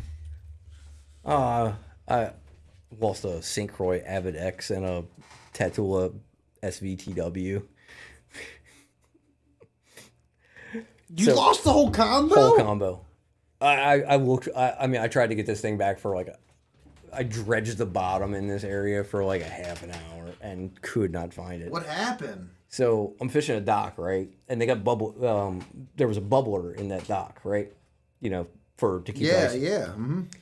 So Oh, God. I'm sitting. I'm so upset right now. So I'm sitting almost like the front of my boat is almost at the bubbler, and then there's and I'm casting up under the dock behind it. The bubbler is kind of in the middle of the slip, and there's a power cord for the bubbler hanging down, and I'm fishing a spinnerbait, and my spinnerbait, the hook gets hooked around the cord, not in the cord, just it's in the bend of the hook like this, right? So I'm trying to get my spinnerbait to come loose, and I'm jiggling it, and I give it some slack, and I pull it, and kind of going like this, and I pulled it back like this one time, and I guess the weight of the cord came back, I pulled the cord up, and the weight of the cord came back down and just yanked the rod right out of my hands. No way. Went bloop. And I saw it for a split second. Wait, but wasn't the line still attached to the cord in the dock? So I think what happened, because I was able to pull that cord back up and wasn't attached, because it was just hooked around it.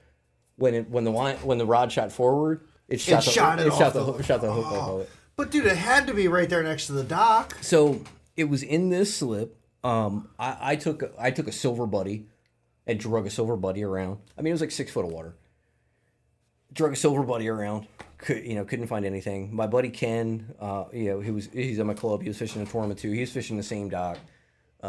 He brought me. He had one of those extendable pole lure retrievers. Mm-hmm. He brought me that so I could reach down to the bottom. I mean, I spent a half an hour. I never felt the rod.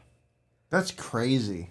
I don't know if it went when it shot underneath forward, the dock it went, or something. Yeah, it shot forward, past where I underneath, like you said, underneath the dock, and I couldn't get any closer to the dock because they had the ropes for the bubbler there. Oh my God! So Nate, if you go over to Arundel Pier and you snag a St. Croix with a Tatula on it, that's mine. Since I know Nate's going out there tomorrow. You probably don't need that thing back. This thing's probably terrible at this point. Oh, that's fine. You can. I wanted to replace that rod anyway, so if you give me the reel back, you can keep the rod. We're good there. Dude, the Tatulas are nice. I love the love my Tatulas, dude. Tatulas. The Tatulas are great. I got I keep oil- on telling Scuba Steve because Scuba Steve is a Shimano or die guy. Dude, I love my Tatulas. I think the Tatula. I'm not going to compare a Tatula to like the Shimano DC, obviously, because they're It's on the rock different reels. It's on the rock pile, Nate. I showed you that one time. You should. Homie's going to catch your rod tomorrow, and it's going to be insane. That'll be hilarious. It's going to be great. He's just going to show because we're both fishing tournament on Sunday, and he's just going to show up and be like, "Look what I got." Dude, yeah, that'll be. Tell me that would be freaking cool.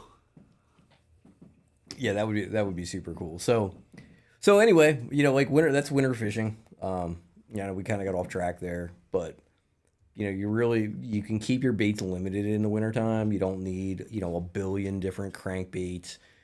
No, not at all. Your wiggle warts. I'm gonna cut it down to like your wiggle wart style bait, with that wide wobble, some sort of either flat side or shad wrap type bait, a jerk bait, Tiny jig, finesse jigs. small finesse jigs, small swim bait. You can't go wrong. Like a 3.2 Kitech, money. 2.8 Kitech. I throw 3.2 all the time. I mean, that's like the smallest that I go. I'll throw a 2.8. I throw a 2.8. Some of the Megabass soft plastics are the 3-inch regular Kitech, not the fat impact, just the swing impact on a ball head. Really good this time of year. fantastic. Because it doesn't have as much. Again, It's just tail kick. it doesn't have as much. It doesn't have like body wobble. Yeah, it doesn't have. Well, It's just like the tail is just kind of like you have tail kick out of that Kitech, because I don't get a lot of body roll. but you don't on have body roll with So Kitech. I don't get a lot of body roll on the swing impact fat, but that tail action is like wide. huge. It's got a really wide action, Right. which I don't really. Which look is forward where to much. these, before we even go, this is what I want to talk about. This is a 6-inch bait with an 8-inch tail. I put the other one away, but the other one, so that has a 6-inch tail. This is a 6-inch body bait with an 8-inch body tail on it. And Does what it gives that, it a little more. it just little more gives kick? it, it's not so much as it is a little more kick. It just moves a little bit more water. And it just rolls a little bit heavier with the same profile. This is a 68 custom. Now, did it come that way? It comes this way. Okay, so With a 6-inch body and an 8-inch tail. This is the tail on a 8-inch Huddleston. So Huddleston. Glued to or molded to a 6-inch. So body. Huddleston made it that way. Yeah. This is made by Huddleston. Just I didn't that know way. if it was something that Yeah. like somebody did custom. This is kind of nice. That's the Darby Creek little rat there. I tell you what, you don't see any hook rushing, and I threw it one time, and to be honest with you, that rat pulls hardcore to the right. Really. You should be able to tune that. You should probably be able to. I should probably be able to grab it by the ring, and turn it, and it would probably correct it. Yeah, I would with a bait like this though. I would shoot the maker a message. Be like, You know what, hey, dude? I this bought- thing run the. If I don't know if Joe was still on here, I bought that thing probably 7, 8 years ago. I bought that thing a while ago. Maybe not that far. It might have been. It was 5 to 7 years ago that I bought that thing. Still, you know what I mean though. Like, Yeah. So just so you know, like, And I think I did at one point. He told me to try to tweak it, but I just never did. To be honest with you. because it looks like, it looks like the eye's off center, Yeah, you can see it.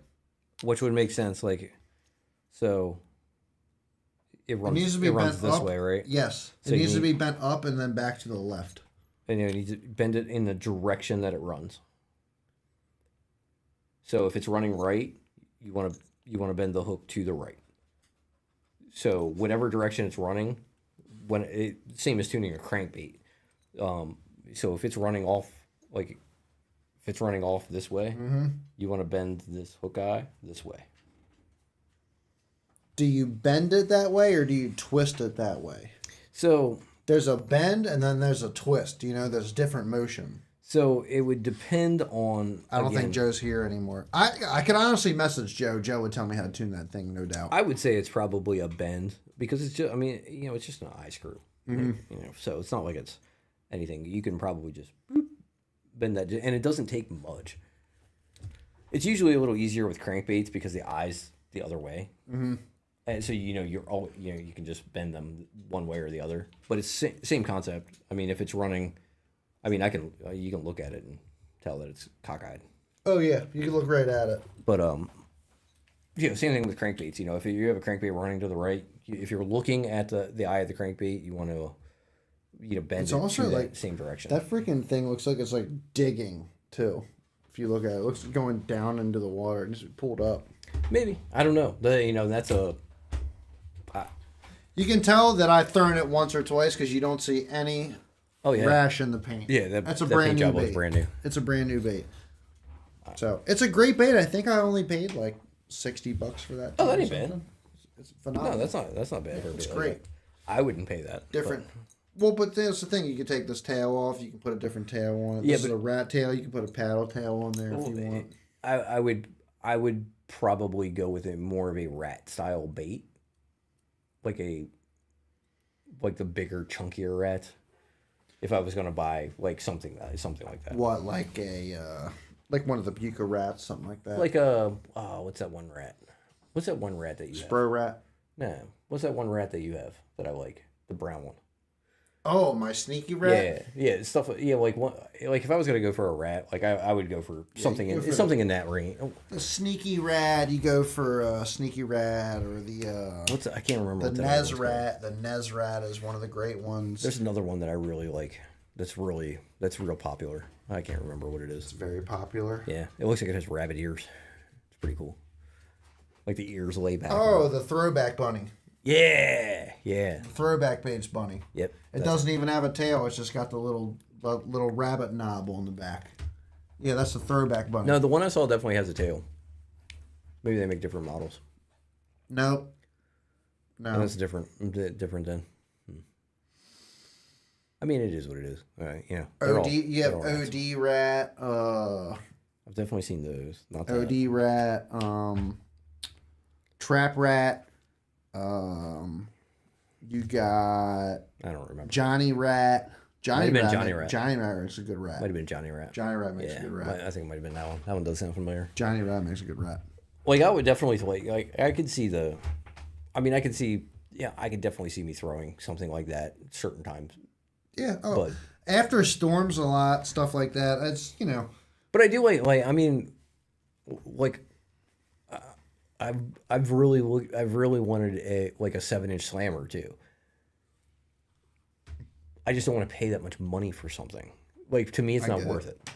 My Like 7-inch slammer. I'm not struggling to catch fish. So, it'd be one thing if I thought like that was going to be the deal. It is about wanting to catch fish in a different style. Yeah, because you're a competitive fisherman, so right. Throwing a 7-inch slammer doesn't fit your style of fishing. not often. Not like often. I can see times when it would, Yeah. but for me, when I go out and fish, the cost to amount I would throw it ratio is just is not worth it to me. See, for me, when I go out and fish, though, one, I enjoy. That's what you enjoy. I don't right. see. I don't buy wall hangers. I buy stuff I put on my wall, but everything up there on that wall has been thrown in the juice. Right. Everything has been. You like buying these big cool baits, and you find it fun to go out and catch a fish on those. I find that I enjoy it quite a lot. The slammer, in my opinion, a 7-inch slammer, you can pick up on the market from anywhere to $60 to $70. Yeah, and I will say that the slammer is probably one of the best marks of swim bait fishing that there is. Oh yeah, you want to get a wake bait. If you go on any swim bait page on Facebook, on the internet, period, you say, I want to buy a wake bait. What's one of the first wake baits I should buy? You know why I want to throw it? The freaking first 90 comments you get is going to be, buy a Mike Shaw MS Slammer. Ain't gonna lie, I've seen Ben Milliken catch so many freaking fish on a slammer. Like, Dude, they're insane. it's so And they make 7-inch, 9-inch slammers. They make bigger than that, but they also make a slammer that's like a 4-inch body too. Yeah, I think like 7 inches is like perfect. I mean, that's Yeah. 7 But inches. they make a smaller than that. 7 inches is perfect. It is perfect. I agree. My wife might not They agree. make lots but I of different agree. things, different tails. They make the slammer eel and then the normal slammer. This is an eel style bait with the tail. Right. The other slammer has the regular, like a fish style tail. Yeah, with the 2 pin. Yeah, it's got the 2 pins. That holding. creates a little bit more splashback behind the Yeah, bait. and I like that's like I definitely like those. And again, you know, we've talked about this before, but that's the difference between you and me is I go out. You go out with a bait to catch fish. I go out to catch fish with the bait that needs to catch fish. Yeah. Does that make sense? Yeah, So, absolutely. You look at this bait and you're like, you buy this bait and you're like, I'm cool, gonna figure out how to. I'm gonna go out and I'm gonna catch a fish on this bait. I'm gonna figure out how to catch a fish on this bait. Where I'm no gonna go matter out- how long it takes. Where me going out is what bait am I going to use to catch these fish? Yeah. You know, so which that's the great thing about fishing is like Who's to say you're doing it wrong? right. Who can tell you you're doing it wrong? Like it would be one thing like if you were fishing you're fishing if you're fishing tournaments like you can tell me I'm doing something wrong because you can say, oh well, you finished dead last every tournament. Okay. John, what are you talking I about, suck. buddy? What do you mean? What do you mean by that? Explain for a second, because I'm kind of lost. Let me know what you're asking about, and I'll try to clarify it for you. I'm guessing he's going on the comment that I just made. So John, what I'm saying is, so me and Chad have totally different mindsets when it comes to fishing. Yes. Chad likes baits, and he likes to experiment, and he goes out specifically with a bait to only fish that bait. Don't worry about it. You'll find out in about 3 years. Maybe 2. Can't remember how old you are. He's like into this thing about to talk about the bait. Like, no. Yeah, you'll. I was trying to be serious there, and he had to bring that up. But yeah, you'll find out about that in probably about 2 years. Oh my God. You're right though. But For yeah. sure. We go out with different. that's- It's the same intent. You want to catch fish, but it's just the intent of how It's the you're gonna process catch of the fish. getting. Yeah. Like you're content if you go out and you fish your bait and you catch one fish. Like that was a successful day for you. Yeah, I'm pumped on that. For me, a successful day was going out and finding the pattern, like the best pattern that was out there. So, you know, just because I caught him on a bait that I like, that doesn't necessarily make me feel accomplished. Right. Where you can go out and catch one fish and feel accomplished. See, but I gotta say that if this was just a normal size crankbait, it wouldn't make me accomplished. This is I understand what you're trying to say. But if it What was I'm something trying to say- different, you know, yeah, if it was this a is new, just something different. So when I catch fish on something that's different than what everybody else is throwing, I feel a lot more accomplished. But if this was just your normal sized crankbait, and I caught a fish or something on it, I wouldn't care. I would not care so much. But Like, it's just because flick your there's something dog right different, in the asshole. you find something different, you're able to get a fish to commit to biting something like this, makes me so much more excited at the end of the day. yeah. And that's the cool. That's what I think is the cool thing about fishing is Yeah. you know we don't have to have the same goals. You know, I like fishing in tournaments. That's what I'm super competitive. I've been that way my entire life. Yep. I love fishing in tournaments. I love, you know, in getting better, like figuring it out. You know, placing well in tournaments. I mean, you know what, 6-7 years I've been fishing bigger tournaments, and sometimes I get my ass handed to me still. Like it's not like I'm consistently up there, but for the most part, I can hold my own. Me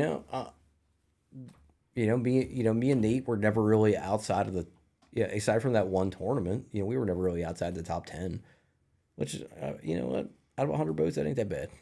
No, that's not bad. Not Like, bad. not not Tom and Brian level, but they freaking stomped them this year. So, but yeah, that's the great thing about bass fishing is just that you can get out of it what you want to get out of it. If you want to be a tournament angler, you can be a tournament angler. Yep. I'm not saying that every single person in the world can be an Elite Series angler. That's not what I'm saying. But there are levels out there for you to be a tournament angler. You can fish BFLs, ABAs, Chester Counties, Alabama Bass Trail, whatever level you want to fish. To be fair, I would say the Alabama Bass Trail is probably harder than the Elite Series. They're straight hammers fishing that. They are crazy. And a lot of them are Elite Series anglers, so you put multiple Elite Series anglers in the same boat, but things happen.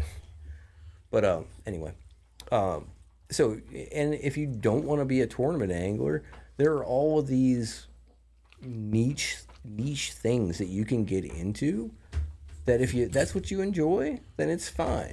Now on the other hand, if you get into these niche swim baits or throwing glide baits and shit like that, and that's all you throw, and then you complain that you don't catch any fish, shut the fuck up.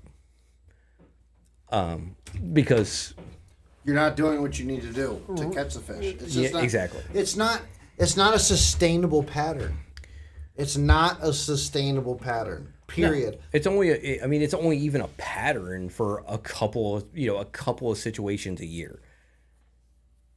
Where I would call it a definitive pattern, where you can target multiple fish in the same day. It's rare in my opinion that I ever even really actually find a pattern.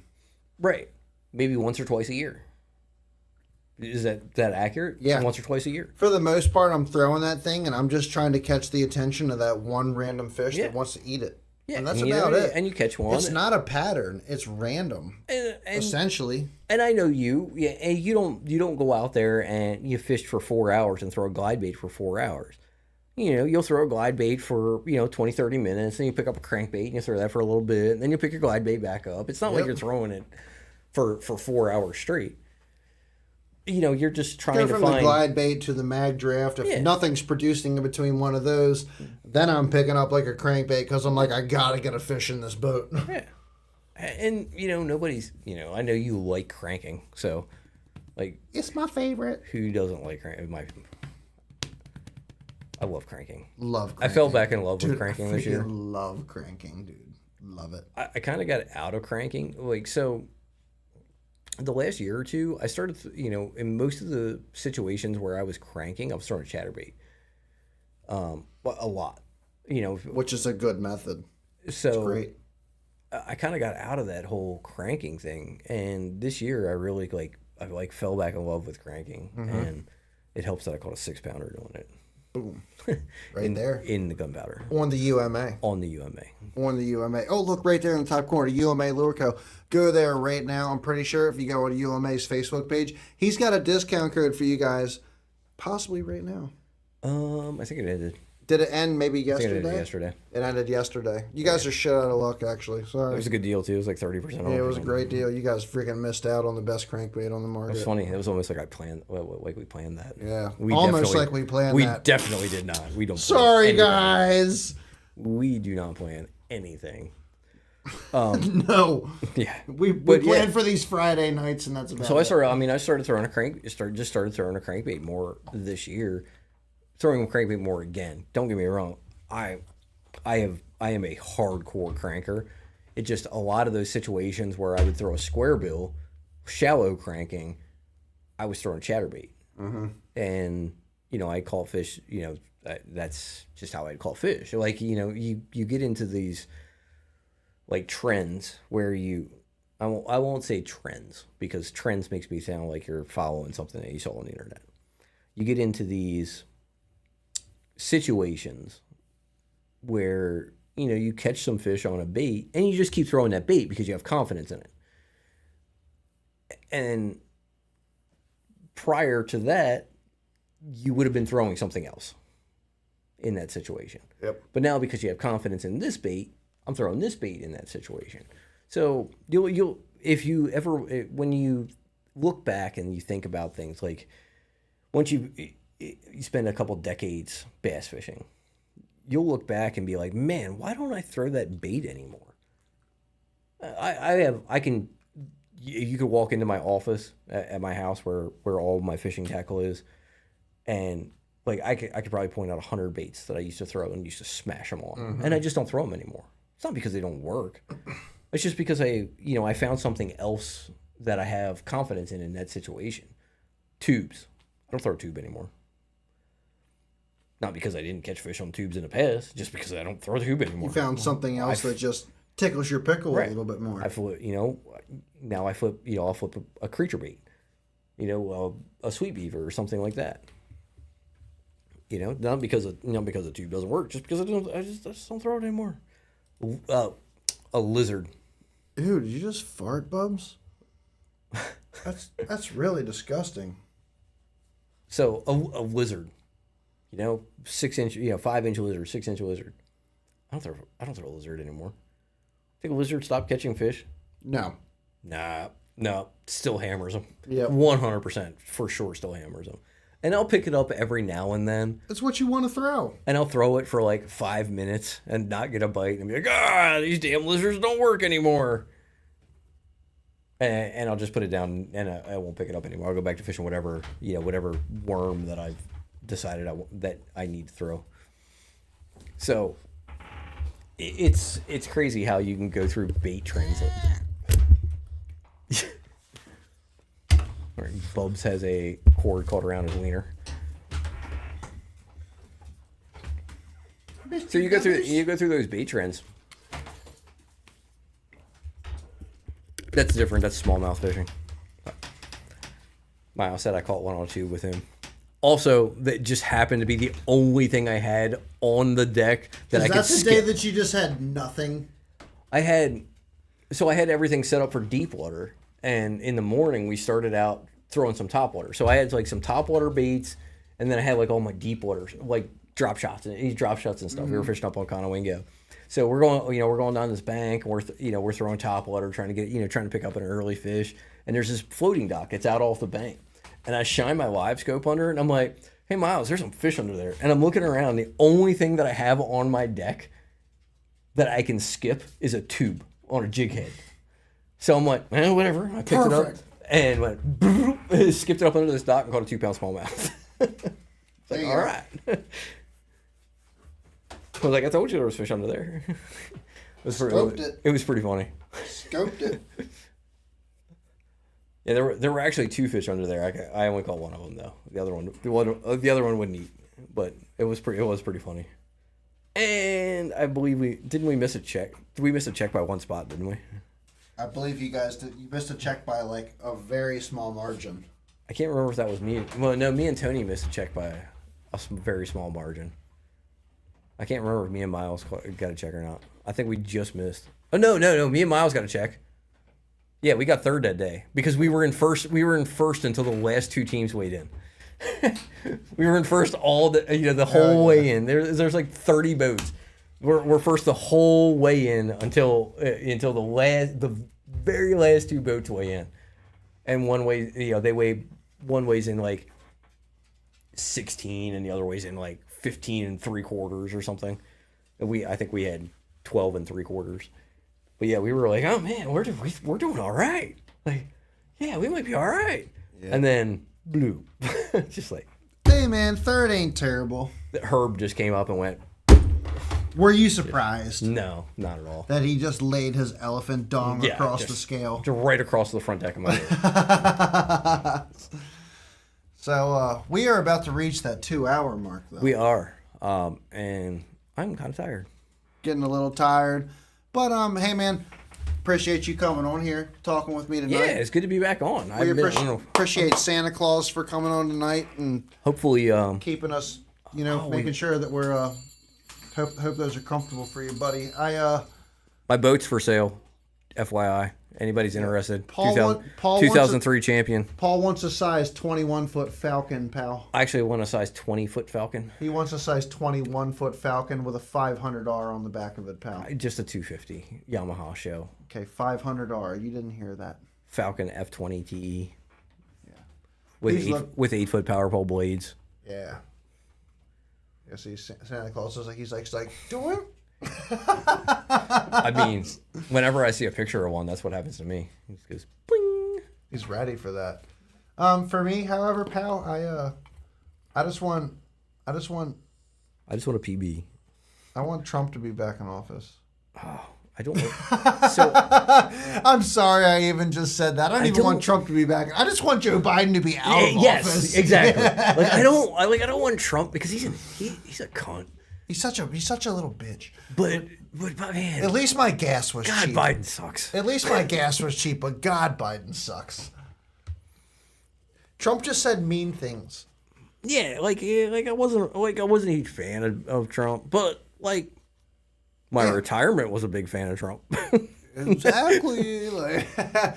Peace out, y'all. We will be talking to you guys next week about Christmas Buyer's Guide. Be ready for that. Peace out.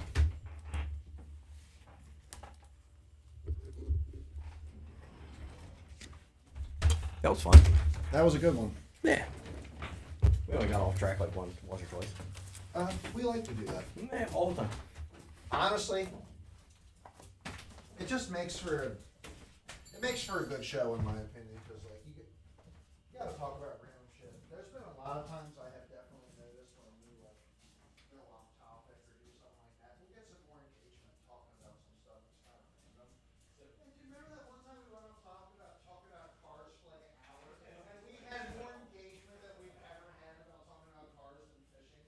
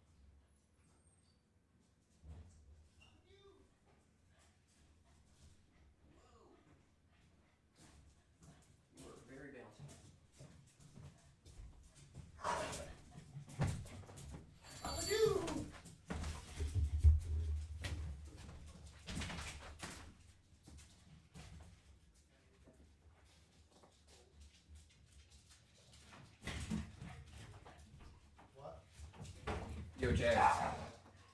Check out the picture that Joe talked about the link feed. He's a fucking Shit. snow. That's crazy.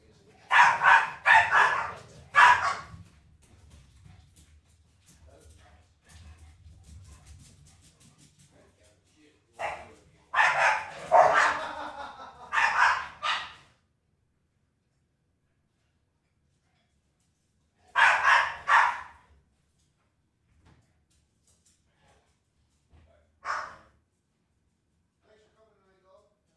I appreciate it. I'll see you soon. Be safe, okay? Talk to you tomorrow. Yep.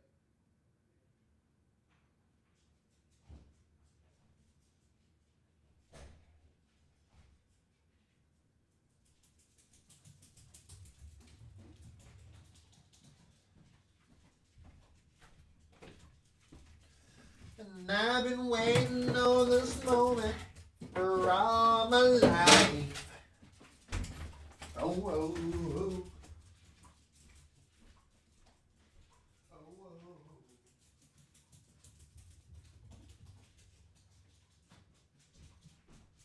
Doggies! Hi, doggies! Hon, did you give them dinner?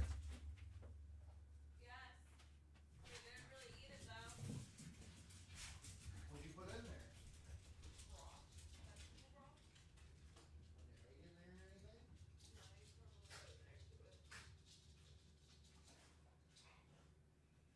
Doggy, doggy, doggy. There's my big doggy.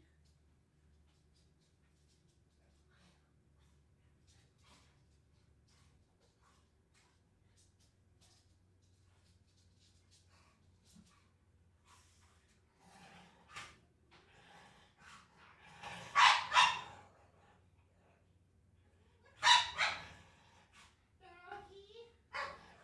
Oh, doggy. Hello, doggy. There's my big doggy. Oh, doggy. Oh, doggy.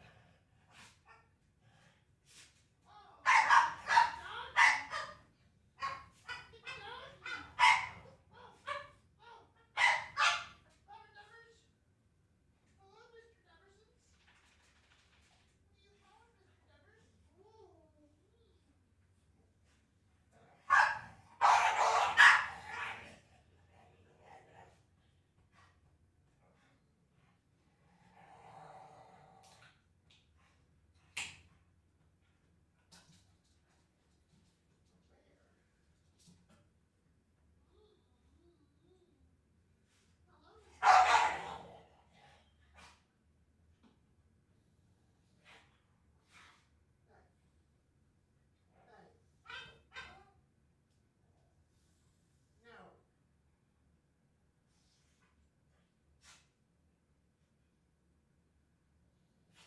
No.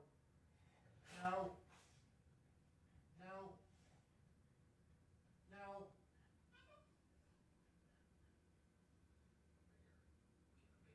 Bear.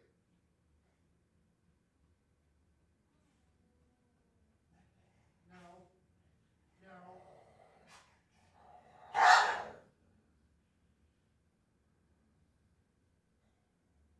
Hey. You better stop.